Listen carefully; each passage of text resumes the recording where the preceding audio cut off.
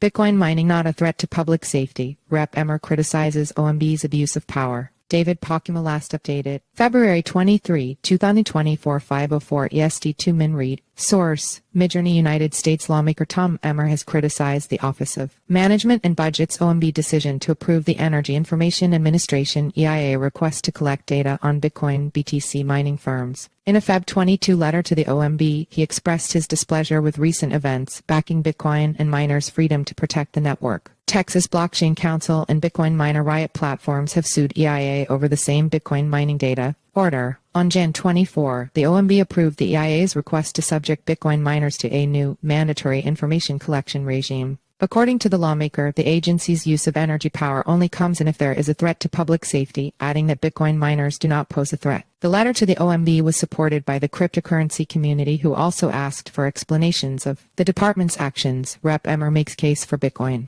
The United States House Majority Whip backed the industry and its freedom in a recent letter to the delight of industry participants. He argued that Bitcoin miners play a critical role in securing the entire network, describing it as portraying American values. This is because of the open and permissionless model on which the blockchain operates. To its core, this technology embodies American values, but regardless, technology policy must be politically neutral. Bitcoin miners are simply computers that use electricity, a majority derived from sustainable sources across the United States, to validate and settle transactions on the blockchain. The EIA's claims of being a politically neutral agency were also in question, as this move seemed to enforce the Biden administration's policy against energy consumption. Last year, the White House attempted to introduce a 30% power tax for Bitcoin miners, arguing that they must pay their fair share. Furthermore, the EIA added that an increase in Bitcoin's price will increase mining activity and power consumption while trying to prove its threat to public safety. The lawmaker raised concerns about the scope of the survey, as it covered 82 crypto mining firms on electricity usage, sources, chip types, etc. Lawmaker demands an expansion.